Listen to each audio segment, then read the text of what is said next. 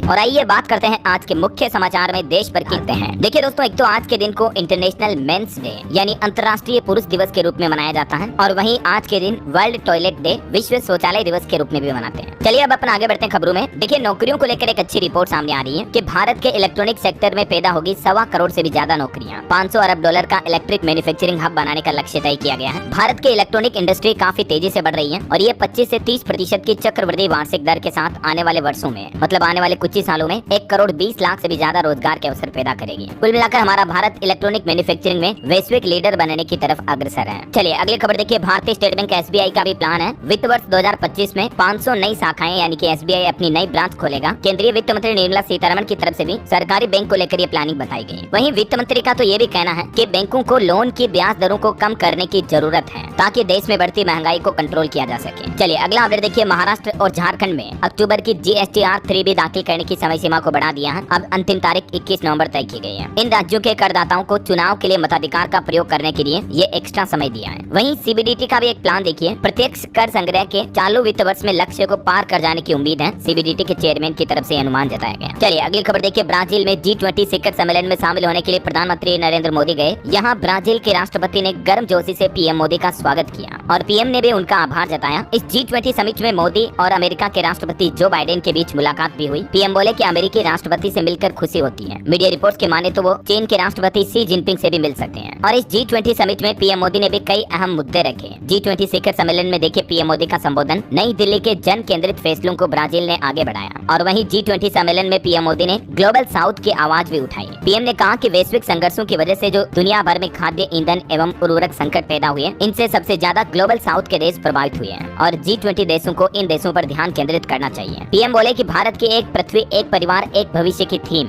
वर्तमान सम्मेलन में भी उतनी ही प्रासंगिक है जितनी पिछले वर्ष थी। 2 साल पहले दोस्तों G20 में रूस और अमेरिका भिड़े थे। भारत ने लगभग 300 बैठकें की। 200 घंटे की बातचीत के बाद इन दोनों देशों के बीच भी डिक्लेरेशन करवाया। तो PM मोदी का ये G20 दौरा भी काफी अहम माना जा रहा है। मोदी की ब्राजील यात्रा और भारत की G20 अध्यक्षता की विरासत देगी भविष्य की वैश्विक आर्थिक व्यवस्था को आकार। और एक अच्छी बात पता क्या, G20 देशों में भारत ने कमाल कर दिखाया। GDP ग्रोथ रेट में भारत ने टॉप किया है। जी हाँ, भारत की अर्थव्यवस्था को लेकर एक बड़ी खबर सामने आ रही। दुनिया के जितने भी G20 देश है ना, उनमें सबसे ज्यादा 7% GDP ग्रोथ रेट हासिल की है भारत ने, इंडिया ने। बल्कि दूसरे देशों की GDP ग्रोथ रेट 5, 4.5, 3.5% तक ही रही है। वहीं देखिए PM मोदी ने अपने नाइजीरिया दौरे के दौरान भी वहाँ के राष्ट्रपति को गिफ्ट किया कोल्हापुर का पंचामृत कलश भी। चलिए अब अपन आगे बढ़ते खबरों में। देखिए आप, छोटे और मध्यम उद्यमों को सरकारी खरीद इकोसिस्टम का हिस्सा बनने में मदद करने के लिए ऑन बोर्डिंग अभियान का आयोजन किया गया और इस वर्ष इस अभियान की थीम विकसित भारत एट 2047 के अनुरूप में रखी गई है। 27 नवंबर तक भारत मंडपम कॉम्प्लेक्स प्रगति मैदान नई दिल्ली में आयोजित होने वाले भारतीय अंतर्राष्ट्रीय व्यापार मेले में भी भाग लिया जा रहा है। वहीं देखिए भारतीय रिजर्व बैंक RBI का कहना है कि अनैतिक प्रथाओं पर अंकुश लगाने के लिए ढांचा मजबूत करें बैंक बोर्ड। RBI गवर्नर की तरफ से देश भर के सभी बैंकों को ये नसीहत दी गई। वहीं पॉलिटिक्स से जुड़ी एक बड़ी खबर देखिए। कैलाश गहलोत जो अभी एक दिन पहले आम आदमी पार्टी से इस्तीफा दिए थे, अब वो भाजपा में शामिल हो चुके हैं। उन्होंने कहा कि मैंने कोई ED या CBI के दबाव में आम आदमी पार्टी नहीं छोड़ी, क्योंकि कैलाश गहलोत जो कि दिल्ली सरकार में परिवहन मंत्री रहे हैं, उनका आम आदमी पार्टी से यूं इस समय इस्तीफा देना कहीं न कहीं आम आदमी पार्टी के लिए एक बड़ा झटका है, क्योंकि दिल्ली में विधानसभा चुनाव भी नजदीक आ रहे हैं। इस बीच आप क्या कहना चाहेंगे दोस्तों इस राजनीतिक फेरबदल पर? आपकी राय विचार कमेंट करके बताइएगा। फिलहाल देखिए आप, किसान आंदोलन पर बड़ी खबर आ रही है। शंभू बॉर्डर पर फिर बैठे किसान और अगले महीने 6 दिसंबर को दिल्ली कूच का ऐलान भी किया है। किसानों ने कहा कि 6 दिसंबर को वो रवाना होंगे, ट्रैक्टर ट्रॉली नहीं जाएगी। किसान नेता बोले कि हम 9 महीने से चुप बैठे हैं। हरियाणा के शंभू बॉर्डर पर धरने पर बैठे किसानों ने 6 दिसंबर को दिल्ली कूच का ऐलान किया है। चलिए अगली खबर देखिए। इलेक्ट्रिक व्हीकल पर अपडेट आना कि फुली डिजिटल टच स्क्रीन के साथ आएगी नई इलेक्ट्रिक एक्टिवा। इस स्कूटर में फुल चार्ज करने पर 104 किलोमीटर की रेंज मिलेगी। 27 नवंबर को Honda motorcycle and scooter India की तरफ से अपना ये पहला इलेक्ट्रिक 2 व्हीलर लॉन्च किया जाएगा। ये ई एक्टिवा हो सकती है। इसका लुक कुछ यूं होगा, देख सकते हैं आप। ओला से इसको टक्कर मिल सकती है। चलिए अगली खबर देखिए। कंगना रनौत की फिल्म इमरजेंसी की नई रिलीज डेट की घोषणा हुई। 17 जनवरी 2025 को ये फिल्म रिलीज होगी। इससे पहले आपको पता होगा सेंसर बोर्ड ने फिल्म का सर्टिफिकेट रोक दिया था। चलिए खबर देखिए। ड्रीम 11 ने गुरु होम लॉन्च किया। 2028 तक 50,000 क्रिएटर्स को सशक्त बनाने का लक्ष्य है। भारत में ऑनलाइन ई स्पोर्ट्स एंगेजमेंट को भी बढ़ावा देगा। ड्रीम 11 जो कि एक स्पोर्ट्स फैंटेसी कंपनी है, उसकी तरफ से ये नया प्लान बनाया गया। चलिए पोल्यूशन पर बड़ी खबर देखिए दोस्तों। दिल्ली के लोगों के सीने में जलन, सांसों में तूफान और पूरा शहर परेशान है, क्योंकि दिल्ली का हाल बेहद खराब है। जी हाँ, अभी हेल्थ इमरजेंसी की चपेट में आ गया पूरा दिल्ली। कल बीते सोमवार को AQI 5 सालों में सर्वाधिक रहा और अगले कुछ दिनों तक दिल्ली की हवा में सुधार होने का कोई आसार नहीं दिख रहा है। इस बीच सुप्रीम कोर्ट में भी प्रदूषण को लेकर कल सुनवाई हुई। सुप्रीम कोर्ट ने दिल्ली समेत NCR राज्यों को 12वीं तक तक की क्लासेज तुरंत बंद करने का निर्णय लेने का ऑर्डर भी जारी किया। दिल्ली